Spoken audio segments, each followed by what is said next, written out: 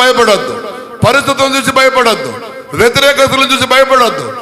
ఏదైనా నీ కొరకు నీవు ఆరాధిస్తున్నా, నేను ఆరాధించే ఆ దేవుడే రేపుతున్నాడు, నడుపుతున్నాడు అనే గ్రహింపు నీకుంటే ఈ రాత్రి నీ జీవితాన్ని నా మహోన్నతుడైన దేవునికి అప్పగించుకుంటావు. భయపడబోకు, పరిస్థితులకు అతీతంగా జీవించు. పరిస్థితుల మొత్తం వ్యతిరేకంగా తారుమారుగా ఉన్నా ఆయన నీ చేయి లేపుతాడు.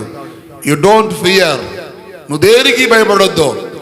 నిన్ను భయానికి భయపుట్టించే దేవుడు నీ పక్షాన ఉన్నాడు.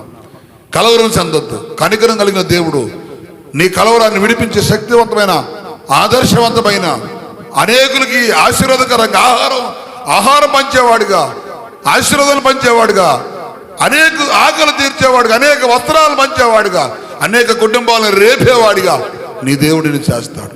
కాబట్టి భయసందొద్దు, బలహీనుడిగా ఫీల్ అయిపోవద్దు. పరిస్థితులు చూసి ఏంది బాధలు, ఏంది కష్టాలు, ఏంది ఒంటరితనం, ఎవరు రావట్లేదు, ఎవరు పోవట్లేదు అనుకోబోకో.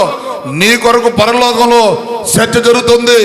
కరువు వచ్చింది, కరువు ప్రాంతంలో ఏలియా ఆహారం ఎట్టొచ్చింది అనుకోక ముందే కేరీతు వాగు దగ్గర దేవుడు ఆహారాన్ని సిద్ధపరిచాడు. కేరీతు వాగు దగ్గర ఆహారం నీళ్ళైపోయి ఆలోచించక మునిపే సాగబదులు నా దేవుడు ఆహారాన్ని సిద్ధపరిచాడు.